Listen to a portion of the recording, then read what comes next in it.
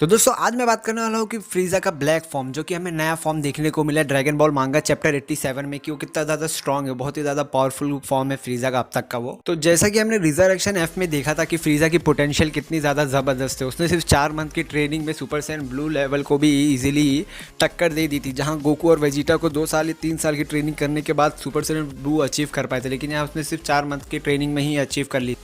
तो इससे पता चलता है कि फ्रीज़ा का पोटेंशियल गोकू और वेजिटा से बहुत ही ज़्यादा ज़बरदस्त और बहुत ही कमाल का है। तो आज इस वीडियो में मैं बात करने वाला हूँ कि हाउ स्ट्रॉन्ग इज़ ब्लैक फ्रीज़ा, जो कि हमें मांगा चैप्टर में देखने को मिला है नया फॉर्म फ्रीज़ा का। तो इससे पहले जान लेते हैं कि ब्रोली मूवी में क्या हुआ था। जब विस ने फ्रीज़ा को रिजरेक्ट कर दिया था टियोपिया आर्क के बाद, तो फ्रीज़ा वापस से आया था अर्थ पे ब्रोली को लेके। तो उसके बाद ये होता है कि गोकू और वेजिटा को ब्रोली से लड़ना पड़ा था और बहुत ही ज़्यादा पिट गए थे गोकू और वेजिटा। उसके बाद वो फ्यूजन करके गोजिटा में ट्रांसफॉर्म होकर ब्रोली को इजीली डिफीट कर दिया था। तो उसके बाद फ्रीज़ा ने देखा था कि गोकू और वेजिटा कितने केपेबल है, तो इसलिए दोस्तों फ्रीज़ा ने एंड में बोला था गोजिटा को कि वो वापस आएगा अर्थ पे।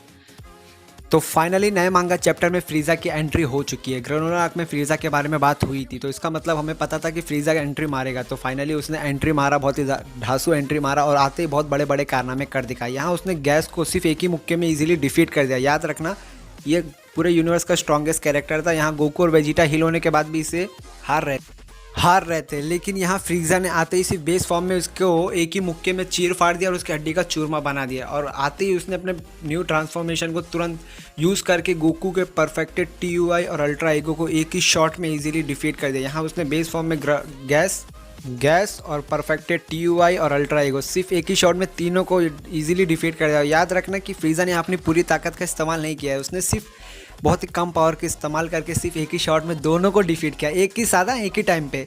तो आप सोच सकते हैं कि फ्रीज़ा कितना ज़्यादा स्ट्रॉन्ग है, क्योंकि उसने 10 साल हाइपरबोलिक टाइम चेम्बर जैसे एक डायमेंशन में ट्रेनिंग करा था। उसने खुद मांगा में बताया कि वो इतना स्ट्रॉन्ग कैसे हो गया। और वेजिटा बोलता भी है कि गैस तो सबसे ज़्यादा स्ट्रॉन्ग था पूरे यूनिवर्स में, तो तुम इतने ताकतवर कैसे हो गए। तो फ्रीज़ा बताता है कि गैस स्ट्रॉन्गेस्ट था, लेकिन जब उसने विश मांगी गई थी यूनिवर्स के स्ट्रॉन्ग कैरेक्टर बनने की, तब इस यूनिवर्स में मैं नहीं था, मैं अलग डायमेंशन में था, इसीलिए वो विश मेरे ऊपर काम नहीं करती है।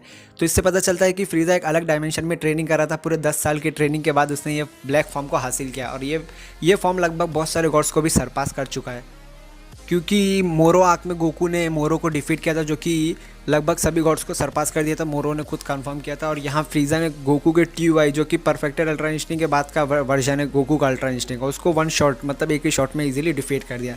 तो यहाँ पता चलता है कि वो लगभग सभी गॉड्स को सरपास कर चुका है।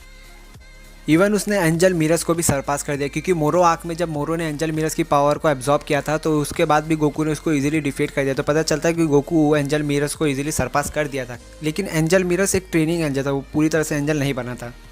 तो वो चीज़ फ्रीज़ा पे भी अप्लाई होती है, क्योंकि उसने TUI को इजीली डिफीट कर दिया। तो इसका मतलब वो एंजल लाइक मिरस को भी सरपास कर चुका है, और गॉड्स को भी लगभग सभी सरपास कर चुका है। और अभी फ़िलहाल सभी फाइटर में सबसे ज़्यादा स्ट्रॉन्ग कैरेक्टर फ्रीज़ा है पूरे यूनिवर्स में। हम कह सकते हैं तो पूरे सभी यूनिवर्स में सबसे ज़्यादा स्ट्रॉन्ग मॉर्टल अभी फ्रीज़ा ही है। तो जैसा कि फ्रीज़ा की फुल पावर हमें पता नहीं चली है, इस फॉर्म की पूरी ताकत हमें देखने को नहीं मिली, क्योंकि उसने बहुत इजीली सबको डिफीट कर दिया और ग्रोनर आर्क का एंड कर दिया यहाँ पे। तो नेक्स्ट आर्क में हमें फ्रीज़ा का पूरी ताकत देखने को मिल सकती है ये फॉर्म की। तब पता चलेगा कि ब्लैक फ्रीज़ा का फॉर्म कितना ज़्यादा स्ट्रॉन्ग है, तब हमें पूरी ताकत उसकी पता चलेगी। और ये बात तो पक्की है कि बीरस अभी भी ब्लैक फ्रीज़ा से ज़्यादा स्ट्रॉन्ग है, लेकिन अभी ब्लैक फ्रीज़ा की फुल पावर देखना बाकी है, कितना ज़्यादा स्ट्रॉन्ग हुआ है फ्रीज़ा, तो हमें नेक्स्ट आर्क में ही पता चलेगा। तो ये आर्क ख़त्म होने के बाद ग्रेनोला आर्क के एंड के बाद अब 2-3 महीने तक कोई भी मांगा नहीं आएगी, क्योंकि वो नए आर्क पे काम कर रहे हैं। तो 2-3 महीने के बाद ही कोई नई मांगा आने वाली है, क्योंकि न्यू आर्क के साथ आने वाले। तो अभी करंटली फ्रीज़ा सबसे ज़्यादा स्ट्रॉन्ग है सभी यूनिवर्स में, सबसे ज़्यादा स्ट्रॉन्गेस्ट मॉर्टल है सभी यूनिवर्स में। और फ्रीज़ा ने अपने टाइटल का मतलब भी बता दिया, क्योंकि वो एम्पायर ऑफ यूनिवर्स कहा जाता है। तो ईजिली फ्रीज़ा ने सबको सरपास कर दिया 10 ईयर की ट्रेनिंग में। तो फ्रीज़ा को हल्के में नहीं ले सकते, क्योंकि बहुत ही ज़्यादा स्ट्रॉन्ग हो गया है। तो गोकू और वेजिटा को भी बहुत ज़्यादा कड़ी ट्रेनिंग करनी पड़ेगी, और शायद नेक्स्ट आर्क हमें फ्रीज़ा का आर्क देखने को मिल सकता है, क्योंकि फ्रीज़ा भी न्यू फॉर्म हासिल कर चुका है, सबको सरपास कर दिया। तो शायद फ्रीज़ा का आर्क ही हमें देखने को मिलेगा नेक्स्ट। तो फाइनली ये सबको पता चली गया होगा कि ब्लैक फ्रीज़ा कितना ज़्यादा स्ट्रॉन्ग हो गया है। तो दोस्तों, अगर आपको ये वीडियो अच्छी लगी हो तो लाइक करें, चैनल पे नए सब्सक्राइब करके बेल आइकन को प्रेस करना ना भूलें।